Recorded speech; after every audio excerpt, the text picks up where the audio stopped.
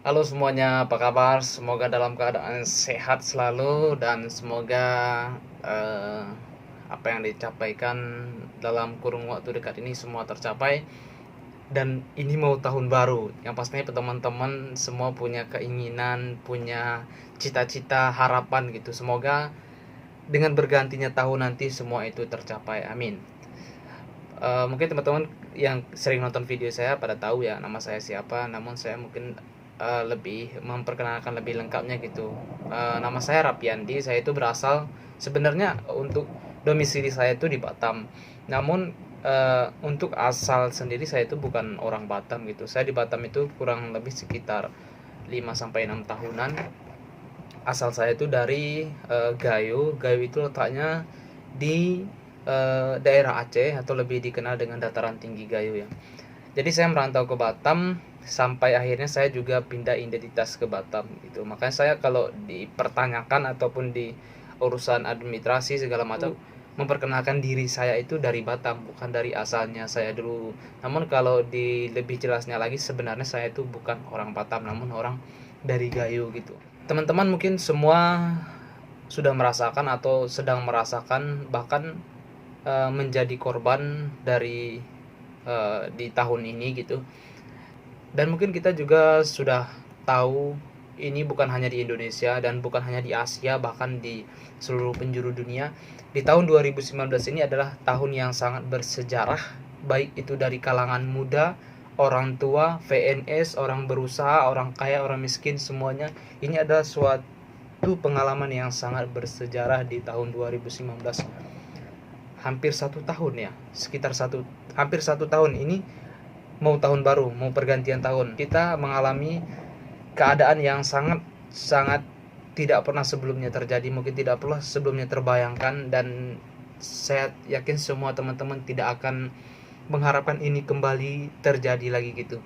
Dengan kejadian ini, pandemi seperti ini, lebih tepatnya virus ya, virus corona COVID-19 seperti ini, semua ekonomi, semua pekerjaan, semua pendapatan, bahkan orang yang sudah memiliki aset sekalipun mengalami ekonomi anjlok, bahkan sangat-sangat merugikan kemudian pendapatan dia, penghasilan dia, karena sempitnya usaha mereka untuk dikembangkan.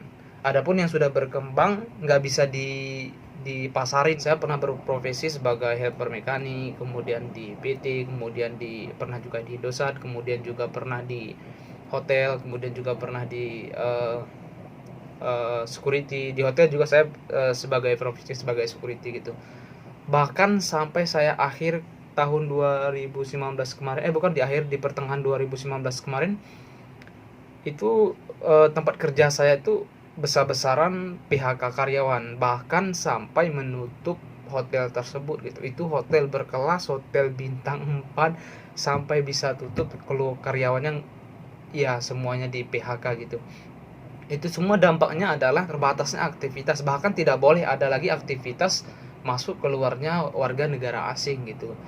Mungkin teman-teman yang sering ke Batam atau teman-teman yang di Batam tahu kalau Batam ini adalah ya jantungnya negara tetangga seperti Malaysia, Singapura gitu. Apabila negara Malaysia ataupun warga negara Malaysia sama Singapura sudah tidak bisa masuk ke Batam, otomatis pendapatan di Batam itu sangat-sangat ya rugi, berkurang gitu. Salah satunya ya tidak usah jauh-jauh seperti teman-teman ojek online itu benar-benar sepi. Saya juga pernah ngojek online itu hari itu sebelum virus ya. Saya udah masuk virus tapi belum terlalu marah di Indonesia. Saya pernah ngojek online. Itu perharinya saya bisa dapat sekitar 5 sampai 10 karang penumpang itu. Namun setelah masuknya virus ini atau maraknya virus ini di Indonesia, itu bahkan dalam 2 hari satu pun tidak ada, apalagi sehari perharinya itu tidak ada orderan masuk gitu. Karena apa? Karena sebelumnya pun yang keseringan ngorder makanan, kemudian ngorder penumpang itu tamu-tamu luar gitu. Karena di Batam, kalau untuk orang Batam sendiri banyak yang rata-rata hampir memiliki sepeda motor ya, palingan kalau anak PT yang ceweknya gitu. Namun karena ada pandemi ini ya semuanya jadi sepi gitu, orderan sepi, penumpang juga sepi. Kemudian untuk perusahaan sendiri di Batam itu banyak sekali perusahaan yang tutup akibat pandemi ini. Sebenarnya tutupnya itu dikarenakan tidak ada omset dari luar dan tidak bisa diomsetkan keluar gitu. Banyak perusahaan kecil yang tutup. Dan kebanyakan lagi sekitar 90% perusahaan di Batam itu mem-PHK karyawannya, sekitar 30% karyawannya. Bahkan ada yang 50% yang di PHK akibat tidak adanya omset ataupun akibat tidak adanya produk-produk yang ingin dipasarkan keluar atau tidak bisa dipasarkan keluar. Jadi untuk di perusahaannya nggak bisa dibuat ataupun nggak bisa diproduk gitu. Dan imbasnya karyawan. Untuk lembur sudah pasti, yang biasanya 12 jam kerja, yang biasanya bisa dapat lembur 2-3 jam per hari, dengan adanya pandemi ini nggak ada lembur, bahkan jam kerja itu dikurangi. Saya punya teman, namun dia profesinya sama security, namun dia itu di tempat kami itu satu kantor, namun dia untuk unitnya berbeda. Mereka manajemennya di sana itu mengurangi karyawannya jam kerjanya, yang biasanya ini 8 jam per hari ataupun seminggu itu bisa masuk 5 hari, dikurangi seminggu itu masuk 3 hari gitu. Jadi sebulan itu benar-benar dikurangi. Gajinya yang UMK itu jadi turun setengahnya lagi. Dan kita pun nggak bisa memprotes, kita pun nggak bisa marah gitu sama perusahaan, sama kantor kok seperti ini. Kenapa? Karena kita juga membutuhkan pekerjaan gitu kan. Dengan gaji segitu pun mungkin kita udah bersyukur gitu. Nggak tahu sekarang udah mulai normal atau enggak, dan semoga saja ya normal gitu, meskipun mungkin Singapura, Malaysia belum bisa buka secara resmi untuk saat ini. Ya mungkin untuk Batam sendiri bisa normal, khususnya untuk karyawan-karyawan di perusahaan gitu. Oke, kembali lagi kepada ke Batam. Jadi saya itu di Batam sekitar 5 tahunan. Profesi saya juga sudah gonta ganti. Saya udah menjelang umur 25 tahun. Kemudian profesi saya itu sebenarnya, pengalaman saya itu di mekanik, di helper mekanik ya. Namun karena susahnya mencari kerjaan, jadi saya juga tidak memandang bulu pekerjaan itu apa. Yang penting saya bisa mendapatkan penghasilan per bulan. Ya apa salahnya untuk dikerjakan, karena itu adalah profesi ya, pendapatan kita gitu. Tidak ada yang perlu tidak ada yang perlu saya maluin gitu. Kemudian di akhir bulan kemarin saya berpikir seperti ini. Selamanya saya di Batam, sampai kapan saya di Batam dengan penghasilan UMK Batam? Ternyata juga tidak baik, karena saya melihat dari teman-teman yang sudah hampir 10 tahun di Batam itu, mungkin ada hasil untuk dia, mungkin ada hasil untuk tabungan. Namun untuk merubah perubahan ekonominya itu, peningkatan ekonominya tidak bisa gitu. Jadi saya berpikir untuk mencari kerja ke luar negeri, karena saya sering searching di YouTube, kemudian tanya-tanya sama teman juga. Untuk gaji sendiri di luar negeri itu ya sangat fantastis gitu, tidak sama seperti kita, bahkan lipat 2 sampai lipat 4 dari gaji kita di Indonesia gitu. Jadi saya berpikir apa salahnya saya mencoba ke luar negeri, ya cari modal lah gitu. Mungkin syukur-syukur dalam 1 tahun, dalam 2 tahun sudah bisa terkumpul modal, ya bisa buka usaha sendiri gitu, tidak ketergantungan dengan perusahaan, tidak ketergantungan lagi dengan gaji bulanan gitu.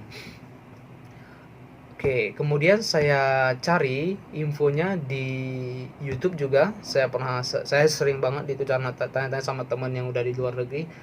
Kemudian di Instagram, kemudian di Facebook, Google, saya sudah berapa PT atau agent yang saya tanyakan untuk kerja ke luar negeri, sampai akhirnya saya menemukan satu perusahaan yang menurut saya sesuai prosedur. Pada saat itu saya baca, saya tanya-tanya, kemudian juga terjangkau biayanya karena cukup terbilang murah gitu dari agent-agent yang lain. Namun sebelum ini saya juga sudah pernah mengikuti pendidikan di PT atau agent program keluar. Awalnya saya tuh pengen ke Jepang, kemudian pengen ke Australia. Ternyata Australia belum buka dan belum ada info dari negaranya tersendiri untuk membukakan warga ataupun TKI Indonesia ke Australia gitu. Jadi saya beralih ke negara yang mana sudah bisa menerima warga Indonesia. Itu saja infonya sekilas dari saya. Ya teman-teman yang mungkin ingin bekerja ke luar negeri ataupun yang tertunda karena pandemi ini, untuk tahun ini sepertinya bisa pantau, karena di 2021 itu bukan banyak sih bahasanya, sudah ada negara yang menerima warga negara Indonesia ataupun migran dari Indonesia ke negaranya. Seperti Singapura sudah mulai buka, kemudian Qatar sepertinya sudah mulai buka juga, Turki sudah buka, kemudian Inggris juga sudah buka, Swiss ya nanti per Januari sepertinya juga sudah buka, seperti Australia, Kanada, Jerman itu saya juga belum tahu ya infonya udah buka apa belum. Mungkin akan buka dalam kurun waktu dalam 2021 mungkin sudah buka, tapi kita tidak tahu kapan waktunya gitu, bulan berapa gitu, dan doakan saja semoga cepat buka karena banyak juga teman-teman ternyata yang minat ke negara Australia, karena negara Australia sendiri memang gajinya cukup besar ya, karena semua orang bercita-cita pastinya ingin kerja di Australia gitu. Bahkan saya sendiri awal sebelum saya kesini, awal saya memutuskan untuk ke Swiss, saya pengennya ke Australia gitu, namun karena ada halangan pandemi ini jadi saya tidak berani juga mengambil ke Australia. Saya takutnya nanti ada hambatan lain gitu, ada masalah lain, jadi saya ngambil yang pasti-pasti aja seperti itu. Oke, terima kasih sudah menyaksikan video ini, semoga bermanfaat, dan teman-teman yang ingin menanyakan lebih lengkapnya bisa komen di bawah ini atau DM saya melalui Instagram Bang Odem 123. Oke, assalamualaikum warahmatullahi wabarakatuh.